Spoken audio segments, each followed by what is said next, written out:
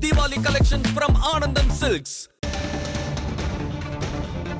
அண்மை செய்தியை பார்க்கிறோம். தமிழக வெற்றிக் கழகத்தின் முதல் மாநாட்டிற்கு தனது தொண்டர்களுக்கு விஜய் அழைப்பு விடுத்திருக்கிறார். தமிழக வெற்றிக் கழகத்தின் முதல் மாநாட்டை முன்னிட்டு தொண்டர்களுக்கு விஜய் அழைப்பு விடுத்திருக்கிறார்.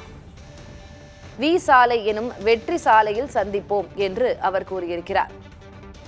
விழுப்புரம் மாவட்டம் விக்கிரவாண்டி வி சாலையில் தமிழக வெற்றிக் கழகத்தின் முதல் மாநாடு நடைபெற உள்ளது. இந்நிலையில் தமிழக வெற்றிக் கழக தலைவர் விஜய் தனது தொண்டர்களுக்கும் ரசிகர்களுக்கும் வி சாலையில் வெற்றி சாலையில் சந்திப்போம் என்று அழைப்பு விடுத்திருக்கிறார். அண்மை செய்தியாக பார்க்கிறோம்.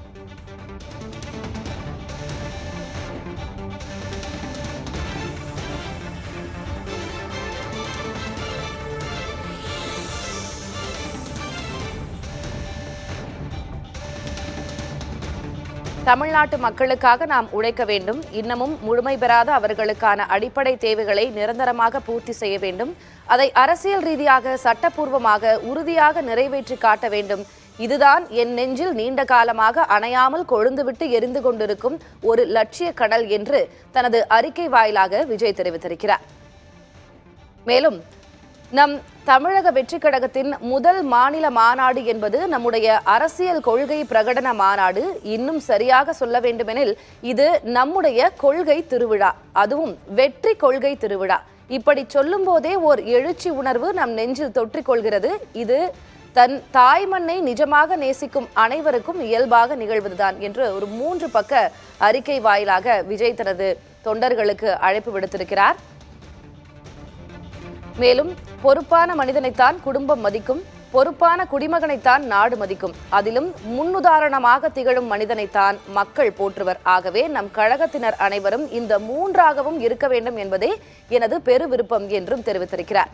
மாநாட்டுக்கான ஏற்பாடுகள் தொடங்கி மாநாட்டில் பங்கேற்பது வரை நம் கழகத்தினர் இராணுவ கட்டுப்பாடோடு இயங்குவர் என்பதை இந்த நாடும் நாட்டு மக்களும் உணர வேண்டும். அதனை நாம் தான் உணர வைக்க வேண்டும் என்றும் தொண்டர்களுக்கு வலியுறுத்தியிருக்கிறார்.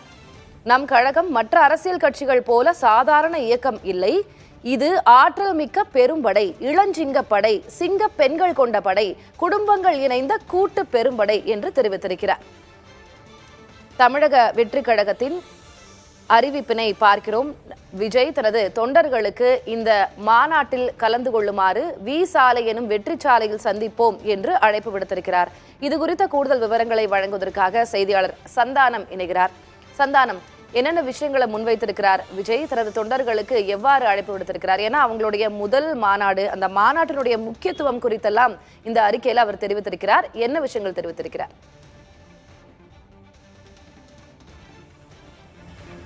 திலகவதி, தமிழக வெற்றி கழகத்தினுடைய மாநாடு நம்ம தற்போது கூடிய இந்த வி சாலை பகுதியில் தான் நடைபெறுகிறது. இன்று அதிகாலை இந்த மாநாட்டுக்கான பணிகள் தொடங்கி இருக்கக்கூடிய சூழலில் தற்போது தமிழக வெற்றி கழகத்தினுடைய கட்சியின் தலைவர் விஜய் தன்னுடைய முதல் கடிதத்தை தொண்டர்களுக்கு எழுதியிருக்கிறார். இதற்கு முன்பாக நம்ம பார்த்திருந்தோம், தேர்தல் ஆணையத்தில் பதிவு செய்த நிலையில ஒரு அறிவிப்பை வெளியிட்டிருந்தார். இருப்பினும் கூட ஒரு கட்சியின் தலைவராக அவர் பொறுப்பேற்ற பின்பு தன்னுடைய தொண்டர்களுக்கு நேரடியாக எழுதக்கூடிய ஒரு முதல் கடிதமாக இந்த கடிதத்தை பார்க்க முடியுது.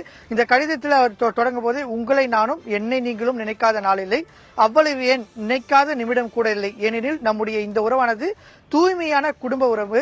அந்த உணர்வுகள் அடிப்படையில் தான் இந்த கடிதம், அதுவும் முதல் கடிதம் என்று அவரே குறிப்பிட்டு இந்த கடிதத்தை தொடங்குகிறார். தமிழ்நாட்டு மக்களுக்காக நாம் உழைக்க வேண்டும். இன்னமும் முழுமை பெறாத அவர்களுக்கான அடிப்படை தேவைகளை நிரந்தரமாய் பூர்த்தி செய்ய வேண்டும். அதை அரசியல் ரீதியாக சட்டப்பூர்வமாக நிறைவேற்றி காட்ட வேண்டும். இதுதான் என் நெஞ்சில் நீண்ட காலமாக அணையாமல் கொழுந்துவிட்டு எதிர்கொண்டிருக்கும் ஒரு லட்சிய கனல்.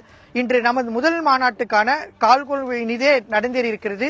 இது மாநாட்டு திடல் பணிகளுக்கான தொடக்கம். ஆனால் நம் அரசியல் களப்பணிகளுக்கு கால்கோள் விழா என்பதும் இதில் உள்ளர்த்தமானது உறைந்து கிடக்கிறது என்பதையும் நீங்கள் அறிவீர்கள். நம் மாநாடு எதற்காக என்பதை நீங்கள் அறிவீர்கள் தானே. நம்ம கழகத்தின் முதல் மாநாடு என்பது நம்முடைய அரசியல் கொள்கை பிரகடன மாநாடு.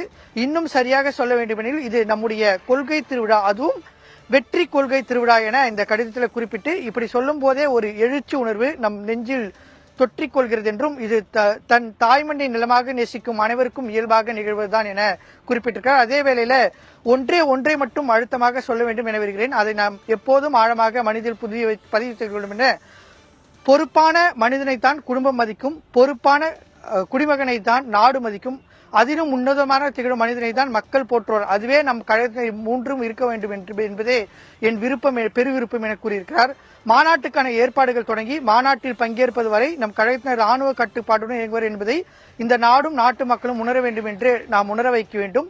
கழக மற்றும் அரசியல் கட்சிகள் போல சாதாரண இயக்கம் அன்று, இது ஒரு ஆற்றல் மிக்க பெரும்படை, இளச்சிங்கப்படை, சிங்க பெண்கள் படை, குடும்ப இணைய கூட்டு பெரும்படை. ஆகவே நம்மிடம் உற்சாகம் இருக்கலாம், கொண்டாட்டம் இருக்கலாம், குதூகலம் இருக்கலாம். ஆனால் படை இன்று ஓரிடத்தில் கூடினால் அந்த இடம் கட்டுப்பாடு மிக்கதாக மட்டுமில்லாமல் பக்குவம் நிறைந்ததாகவும் இருக்கும் என்பதை நாம் நிரூபித்து காட்ட வேண்டும் என்று தொண்டர்களுக்கு ஒரு மிக அறிவுரை காட்ட வேண்டும். இவர்களுக்கு அரசியல் என்னவென்று தெரியுமா? மாநாடு என்றால் என்னவென்று தெரியுமா? களத்தில் தொடர்ச்சியாக நின்று வென்று காட்ட இயலுமா? இப்படி ஏகப்பட்ட கேள்விகளை நம் மீது வீசுவதில் அதீத விருப்பம் கொண்டவர்கள் சிலர் இருக்கின்றனர். இந்த மாநாட்டை வெற்றிகரமாக நடத்தி காட்டும் போது அவர்களுக்கு புரியும், தமிழக வெற்றி கழகம் ஏதோ ஒரு பெரிய அரசியல் வந்த கட்சி என்று வீறு கொண்டு எழுந்து அரசியல் களத்தில் வெற்றி காண போகின்ற ஒரு கட்சி என்று ஒரு 3 பக்க கடிதத்தை தமிழக வெற்றி கழகத்தினுடைய கட்சியின் தலைவர் விஜய் தற்போது வெளியிட்டிருக்கிறார். அவர் அந்த கடிதத்தை குறிப்பிட்டார், தன்னுடைய தொண்டர்களுக்கு நேரடியாக எழுதக்கூடிய ஒரு கடிதம்.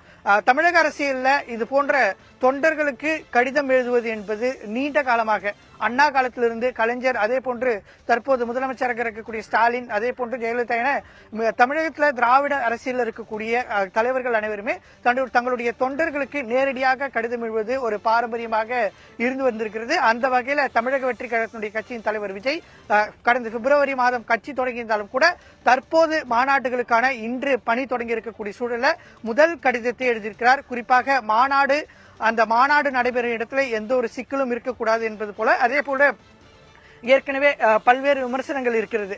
இன்னமும் விஜயனுடைய இருக்கக்கூடிய நபர்கள் ரசிகர்களாகவே இருக்கிறார்கள் அப்படின்ற குற்றச்சாட்டுகள் இருக்கு. அதையும் அவரே குறிப்பிட்டார். மாநாடுனா என்ன தெரியுமா? மாநாடு நடத்த முடியுமா தாவேகாவினால என்ற பல்வேறு நபர்கள் விமர்சனம் தெரிவிப்பார்கள். அவர்களுக்கு சுட்டிக்காட்டும் விதமாக கட்டுக்கோப்புடன் இந்த மாநாடு நடத்த வேண்டும் என்று தன்னுடைய தொண்டர்கள் இன்னும் மெச்சூர் ஆகணும் அப்படின்றதையும் இந்த கடிதத்தின் மூலமா ஒரு உணர்த்தும் வகையில ஒரு முக்கியமான கடிதமா தாவேகா தலைவர் விஜய் இன்று மாநாடுக்கான பந்தக்கால் நாட்டிருக்கக்கூடிய சூழல்ல இந்த கடிதத்தை வெளியிட்டிருக்கிறார். திலகவதி, இது ரசிகர்களுக்கான ஒரு அழைப்பு என்பதனை தாண்டி ரசிகர்களுக்கான, அவருடைய தொண்டர்களுக்கான ஒரு அறிவுறுத்தல் என்பதாகவே நாம் கொள்ளலாம். ராணுவ கட்டுப்பாடோடு நாம் இதனை நடத்தி காட்ட வேண்டும் என்று அவர் அதில் வலியுறுத்தியிருக்கிறார். உங்களுடைய விவரங்களுக்கு நன்றி சந்தானம்.